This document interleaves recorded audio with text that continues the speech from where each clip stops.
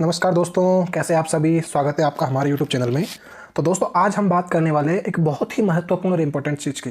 अक्सर देखा जाता है कि रेलवे के एम्प्लॉय को अपने फैमिली मेम्बर को ऐड करवाने में बहुत सी समस्याओं का सामना करना पड़ता है। कभी क्लर्क को फ़ोन, तो कभी किसी को फ़ोन। तो इस प्रकार की समस्याओं का निदान करने के लिए दोस्तों ये वीडियो आपके लिए बनाया गया है। अब आप घर बैठे ही अपने आप से बिना क्लर्क की सहायता से आप अपने फैमिली मेम्बर का नाम ऐड कर सकते हैं। उन फैमिली मेम्बर में जो भी आप पे डिपेंडेंट हैं, जैसे कि आपके बीवी, बच्चे और आपकी अगर विडो मदर है तो विडो मदर, उन सब की अलग अलग कंडीशन होती है। क्या किस कंडीशन में किसका नाम ऐड होता है उसके बारे में हम आप एक वीडियो डिटेल में बनाएंगे। लेकिन अभी हम इसी में आपको सब कुछ प्रोसेस पूरा समझा देंगे कि कैसे किसका नाम ऐड करना होता है, कौन सी फैमिली मेम्बर के लिए कौन सा कंपल्सरी डॉक्यूमेंट्स होता है और किस चीज़ के लिए क्या क्या अपलोड करना ही जरूरी है। अदरवाइज आपका वो टैब है वो रिजेक्ट कर दिया जाता है, या तो आपका डीलिंग क्लर्क उसको रिजेक्ट कर देगा, या फिर उससे ऊपर वाला जो अथॉरिटी है, एक्सेप्टेंट अथॉरिटी होती है, वो उसको रिजेक्ट कर देती है। क्योंकि बहुत से लोगों का मैसेज आता है, बहुत से लोग बोलते हैं हमारा ये रिजेक्ट हो गया है, हमारा वो रिजेक्ट हो गया है, ये मैंने डाला था वो डाला था। तो फ्रेंड्स, मैं आपको एक चीज़ बताना चाहूँगा। सबसे पहले तो मैं आपको, आप इस बात को बांध लीजिए, पल्ले गांठ दे लीजिए कि आप पहले तो वो नाम ऐड कीजिए जो आपके जिस भी फैमिली मेम्बर का नाम ऐड करना है उसका एक प्रॉपर आईडी होना जरूरी है। ठीक है, तो ठीक है, बने रहिए वीडियो में। बाकी की चर्चा वीडियो के अंदर करते हैं और आपको लाइव प्रूफ कैसे नाम ऐड करते हैं वो करके भी दिखाते हैं। ठीक है फ्रेंड्स, चलिए।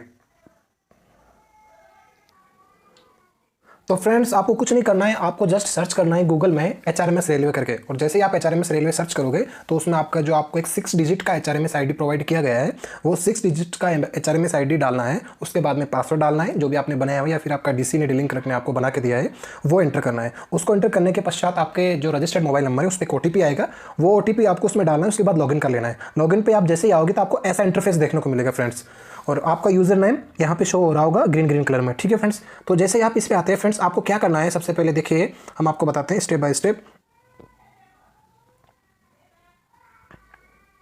देखिए, सबसे पहले आपको क्या करना है फ्रेंड्स, देखिए ये आपको टैब दिखाई दे रहा होगा, एक एम्प्लॉय सेल्फ सर्विस करके टैब है फ्रेंड्स। देखिए, एम्प्लॉय सेल्फ सर्विस करके एक टैब है, इस स्टेप पे आपको आना है। ठीक है फ्रेंड्स, एम्प्लॉय सेल्फ सर्विस मतलब कि एक ऐसा सर्विस जिसमें एम्प्लॉय खुद एडिट कर सकता है और खुद अपना डेटा को फिल करके दे सकता है। ओके, ठीक है। तो जैसे ही आप इस पे आते हैं, आप इसको ओपन करेंगे,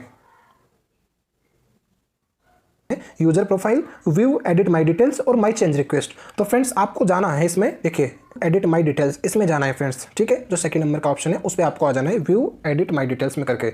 इसमें जैसे ही आप क्लिक करते हैं फ्रेंड्स, तो देखिए आपका ये पूरा खुल के आ जाएगा क्या क्या आपको ऐड करना है। तो फ्रेंड्स, आप जैसे ही इस पर क्लिक करते हैं तो आपके पास दो ऑप्शन होते हैं, मतलब दो मेन टैब होता है इसके अंदर। एक होता है आपका एम्प्लॉय मास्टर, ठीक है फ्रेंड्स, एक आपका होता है एम्प्लॉय मास्टर और एक होता है ESR करके। ठीक है, तो ESR में क्या होता है, ESR में आपका initial appointment, award, promotion, transfer, nomination, training details, public details, publication detail, deputation detail, ये सब जो भी एंट्री करता है फ्रेंड्स, ये सब एंट्री करने का काम अक्सर आपके डीलिंग क्लर्क का होता है। ठीक है, आप भी आप खुद से इसमें डाल सकते हो जो भी डिटेल आपके पास अवेलेबल है। लेकिन जैसे कि इनिशियल अपॉइंटमेंट हो गया, ठीक है, इनिशियल अपॉइंटमेंट हो गया, या फिर जैसे कुछ ट्रेनिंग डिटेल्स हो गया, ये आप खुद से एडिट कर सकते हो और खुद से आप डाल सकते हो। ठीक है फ्रेंड्स, इसके बाद देखिए हम मेन मुद्दे पे बात करते हैं। जो हमारा मेन बेसिक होता है हमारा, देखिए वो सबसे पहला टैब है, देखिए बेसिक इन्फो। बेसिक इन्फो में देखिए फ्रेंड्स, ये देखिए फर्स्ट वाला बेसिक इन्फो है। बेसिक इन्फो में क्या होता है ना कि बेसिक इन्फो में लगभग आपका जो भी डेटा होता है ना, वो ऑलरेडी जब आप अपॉइंटमेंट होते हैं तो अपॉइंटमेंट के टाइम पे आपका पूरा बेसिक डिटेल आपके वहां से जो भी अपॉइंटमेंट अथॉरिटी आपका जो अपॉइंटमेंट करवाता है, जैसे आप जिस भी डिपार्टमेंट हो वो आपका करवाता है, तो उसमें आपका नाम, HRMS ID वगैरह वगैरह सब कुछ करके मेन मुख्य जो नेसेसरी डिटेल होती है ये सब वो लोग कर देते हैं। बाकी इसके अलावा जो कुछ कंपल्सरी चीजें नहीं होती है, देखिए जो रेड मार्क करके चीजें वो सब कंपल्सरी होती है, ये चीजें वो लोग वहां से एंटर करके भेजते हैं।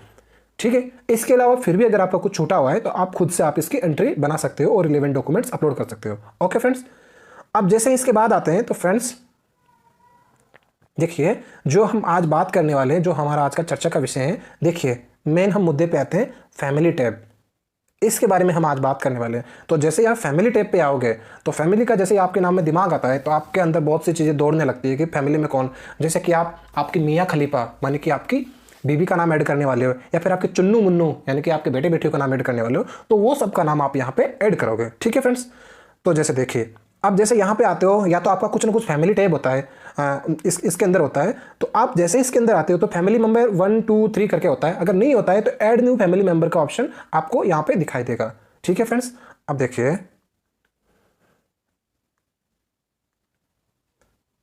तो देखिए फ्रेंड्स, जैसे फैमिली नंबर 1 आपको दिखाई दे रहा होगा, देखिए फैमिली मेंबर 1, अब फैमिली मेंबर 1 में कौन होगा, जैसे सपोज कीजिए सबसे पहला आपके फैमिली का मेंबर कौन होगा, वो होगा आपकी वाइफ, ठीक है। तो जैसे उसका नाम ऐड करना है, तो देखिए फर्स्ट उसका मेंबर का नेम क्या नाम है उसका, एज पर डॉक्यूमेंट्स। मैं एक बार फिर से आपको बता रहा हूँ फ्रेंड्स कि आपको वही नाम इसमें एंटर करना है जो उसके प्रॉपर डॉक्यूमेंट में है, यानी कि या तो उसका आधार कार्ड हो या फिर उसका सेकेंडरी जो भी 10वीं क्लास का मार्कशीट है वो हो, दोनों में से किसी में जो नाम हो वही आपको एंटर करना है। अदरवाइज आपका टैग एक्सेप्ट नहीं होगा, वो क्लियरली रिजेक्ट कर दिया जाएगा बिना किसी व्यवधान के, ठीक है।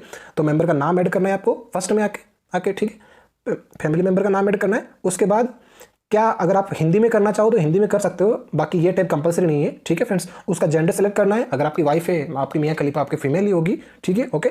मैरिड स्टेटस में उसको मैरिड ही दिखाना है क्योंकि वो आपकी वाइफ तभी बनी जब उसकी शादी हो गई है, ठीक है। स्पाउस नाम में यहाँ किसका नाम आएगा, स्पाउस नाम में आपका खुद का एम्प्लॉय का नाम, क्योंकि आप उसके स्पाउस हो, वो आपकी स्पाउस है, ठीक है। तो यहाँ पे उसका नाम आ जाएगा आपके लिए, आपका स्पाउस आपकी वाइफ हो गई और उसके स्पाउस के लिए आप उसके स्पाउस हो गए, ठीक है फ्रेंड्स, क्लियर, ठीक है। उसके बाद यहाँ पे आ जाता है आधार कार्ड। आधार कार्ड बिल्कुल क्लियर से अच्छे से देख के भरना है फ्रेंड्स, अगर आप आधार कार्ड गलत रिजेक्ट हो जाएगा, इसलिए अच्छे से देख के आधार नंबर डालना है। उसके बाद उस आधार का एक पीडीएफ बनाना है, जो कि पीडीएफ का साइज क्या है, वो नहीं होना चाहिए आपका 500 KB से ज़्यादा, और उसको आपको यहाँ पे अपलोड का ऑप्शन आपको दिखाई दे रहा होगा, यहाँ अपलोड के ऑप्शन पे आके उसको अपलोड कर देना है, ठीक है फ्रेंड्स। 500 KB से कम का होना चाहिए और ओनली पीडीएफ ही होना चाहिए, जेपीजी पीएनजी एक्सेप्टेबल नहीं होगा फ्रेंड्स, ओके, ठीक है फ्रेंड्स।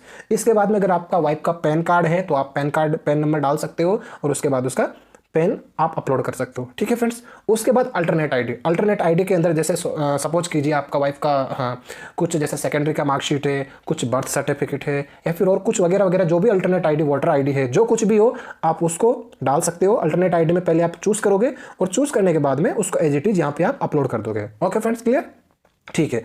अब जिसका नाम आप ऐड किए हो, जाहिर सी बात है अगर वाइफ का नाम आप ऐड किए होगे तो क्या रिलेशन होगा आपका उसके साथ, वो आपकी वाइफ होगी, ठीक है। तो रिलेशन सेलेक्ट कर लेना है। इसी जगह पे अगर आपकी कोई मदर है, विडो मदर है, तो यहाँ पे विडो मदर करके ऑप्शन होगा, उसको आप सेलेक्ट कर सकते हो, ठीक है। इसी तरह अगर आप यहाँ पे उसके आपका कोई बच्चा है तो रिलेशन में बच्चे का नाम ऐड कर दोगे, ठीक है। तो सन का रिलेशन वो सेट कर दोगे, डॉटर है तो डॉटर का रिलेशन सेट कर दोगे, ठीक है।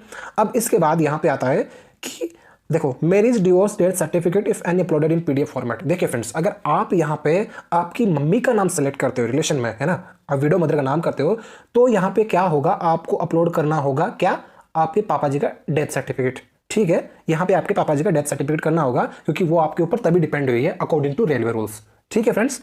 या फिर अगर आपकी वाइफ है तो आप यहाँ पे क्या अपलोड कर दोगे, आप यहाँ पे क्या अपलोड कर दोगे फ्रेंड्स, यहाँ पे आप अपलोड कर दोगे या तो आपका वेडिंग कार्ड, ठीक है, या तो आप आपका वेडिंग कार्ड अपलोड करोगे। अगर वेडिंग कार्ड नहीं है तो आप मैरिज सर्टिफिकेट अपलोड कर दोगे।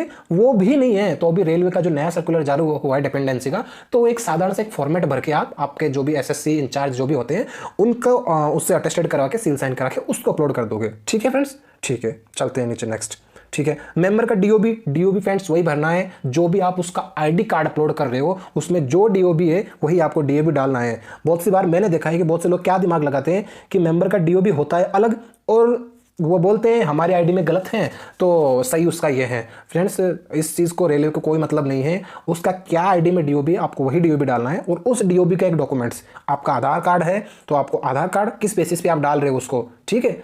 अगर आप बर्थ सर्टिफिकेट के बेसिस पे डाल रहे हो तो बर्थ सर्टिफिकेट, ठीक है। और अगर वो भी नहीं है, सपोज करो आपके पास सेकेंडरी का मार्कशीट है तो सेकेंडरी का मार्कशीट, ठीक है फ्रेंड्स, ये आपको कंपल्सरी डालना ही डालना होगा, ओके, ठीक है। उसके बाद फैमिली मेंबर एज, वो जैसे ही आप उसका डेट ऑफ बर्थ डालोगे उसका फैमिली मेंबर एज ऑटोमेटिक निकल के आ जाएगा फ्रेंड्स, ठीक है, कितना साल का हो गया। हैंडीकैप अगर वो कोई है तो आप दिखा सकते हो, यस कर सकते हो, अगर नहीं है तो आप नो कर सकते हो, ठीक है फ्रेंड्स, ओके, ठीक है। अगर वो हैंडीकैप है तो उसका हैंडीकैप सर्टिफिकेट, क्योंकि सपोज करो अगर कोई आपका मदर है या फिर कोई आपका बेटा है वो हैंडीकैप है, क्योंकि इसके भी तो अलग अलग बेनिफिट मिलते हैं ना रेलवे में, तो अगर वो ऐसा कोई है आपकी वाइफ हैंडीकैप है तो उसका कुछ बेनिफिट लेने के लिए एक्स्ट्रा आपको वो अपलोड करना पड़ेगा। और वो कब से इफेक्टिव हुआ है फ्रेंड्स, क्योंकि क्या होता है ना कि हैंडीकैप के सर्टिफिकेट क्या होते हैं कि हर 5 साल पर रिन्यू होते रहते हैं। तो रिन्यू होते हैं तो क्या है, कभी कभार जैसे आप बहुत सी बार ये होता है कि पहले जिस किसी का 40% होता है बाद में 30% होता है तो उसका सर्टिफिकेट नहीं बनाता है जो भी रिलेवेंट डॉक्टर होता है कि नहीं अभी इसका थोड़ा रिकवर हो गया है या फिर कुछ ऐसा कई रीज़न हो सकते हैं, या फिर आपने कोई दूसरे तरीके से जैसे सर्टिफिकेट बनवा लिया हो, तो फिर बाद में कोई दूसरा डॉक्टर चेंज हो जाता है, बाद में कोई नया सर्वे होता है, तो फिर वो उस कैटेगरी से उसको निकाल दिया जाता है जब दोबारा उसका एग्जामिनेशन किया जाता है। ठीक है फ्रेंड्स, तो फॉर्म कब से इफेक्टिव है और कब तक उसका इफेक्टिवनेस है, तो वो आपको डेट डाल देना है। जैसे 5 साल के लिए तो 5 साल का। ठीक है, जैसे आप मेंबर का नाम डालोगे तो फ्रेंड्स, अगर किसी भी मेंबर का नाम डाल रहे हो तो आप जब भी डालोगे जब वहाँ पे डिपेंडेंट होगा। ठीक है, तो अगर आप नाम डालोगे तो जाहिर सी बात है वहाँ पे डिपेंडेंट होगा, क्योंकि आप डिपेंडेंट का ही तो डाल रहे हो। मम्मी पापा का आप अगर आपके पापा जीवित हैं तो आप मम्मी का नाम नहीं डाल सकते हो, पापा का नाम नहीं डाल सकते हो, क्योंकि वो रेलवे उसको डिपेंडेंट में नहीं मानता है। ठीक है, और अगर वो है, ठीक है, तो आप यहाँ पे डिपेंडेंसी का रीजन चूज कर लोगे। क्या है, अगर आपने मम्मी का नाम डाला है तो भाई वो विडो मदर है, और वाइफ का नाम है तो अकॉर्डिंग टू आपका spouse of employ rule as per rule करके वो लिखा हुआ जाता है।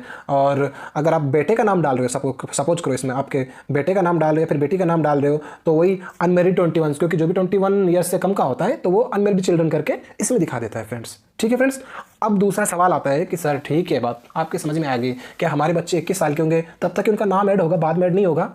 तो ये एक अच्छा क्वेश्चन है। तो देखिए फ्रेंड्स, नाम ऐड हो सकता है, लेकिन वो किस सिचुएशन में होगा कि वो जैसे कुछ रेगुलर स्टडी कर रहे हो, या फिर जैसे उनका कोई इनकम का सोर्स नहीं है, ओनली वो आप पे डिपेंडेंट हो, तो आपको वो एक बोनाफाइड सर्टिफिकेट आपको अपलोड करना पड़ेगा एवरी ईयर। जो उसकी जो भी इंस्टीट्यूट है, रेगुलर इंस्टीट्यूट है, वो उसको बना के देगी कि हाँ भाई ये इनका बच्चा है फलाने का, और ये हमारे पास क्या कर रहा है, ये हमारे पास इस क्लास में स्टडी करता है, तो सब हाँ ये बिल्कुल जेन्युइन पर्सन है। तो उसके बिहाफ पे उस सर्टिफिकेट को आप यहाँ पे अपलोड करते हैं, तो आपका बच्चा 24, 25, 26, 27 साल तब तक का होगा, जब तक उसका रेगुलर स्टडी चल रहा है तब तक आप उसको अपलोड कर सकते हो।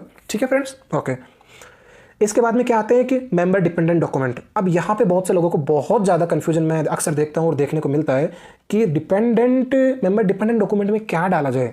ठीक है फ्रेंड्स, कोई बोलता है हम आधार कार्ड डाल देते हैं, जैसे वाइफ का डाल रहे हैं तो उसमें वाइफ के आधार कार्ड में हस्बैंड का नाम है तो क्या वो डाल सकते हैं, और अगर यदि या फिर मैरिज सर्टिफिकेट है तो वो डाल सकते हैं, या फिर क्या नाम से एफसीसी डाले, क्या डालें? तो फ्रेंड्स सबसे बेस्ट मैं आपको सजेस्ट करूंगा कि आप क्या कीजिए, एक तो एफसीसी बनवा लीजिए। ठीक है, यहाँ पे आपको जो भी अपलोड करना है इस मेंबर डिपेंडेंट वाली में जो भी डॉक्यूमेंट्स आपको दिखाना है, तो आप जाहिर सी बात है, एक एफसीसी का फॉर्म आता है, एक सिंपल सा फॉर्मेट होता है, उसमें आपको उसका डिपेंडेंसी का रीजन दिखाइए, उसका सारा बायोडाटा भरिए जिस बेसिस पे आप यहाँ पे डाल रहे हो, और उसको आपका जो भी एक इंचार्ज है उसके साथ सारे प्रॉपर आपके वेडिंग वगैरह के सारे डॉक्यूमेंट्स अटैच करके आपके डीलिंग क्लर्क को दीजिए, उससे चेक करवा के आपका जो भी इंचार्ज है उससे साइन करवाइए, और वो साइन करने के पश्चात, सील लगने के पश्चात आपके इंचार्ज का, वो एक बहुत अच्छा मतलब सॉलिड एक डिपेंडेंसी का एक रीजन हो जाता है कि हाँ भाई इन लोगों ने अच्छे से चेक कर लिया है, बाकी ये इस पे डिपेंडेंट है।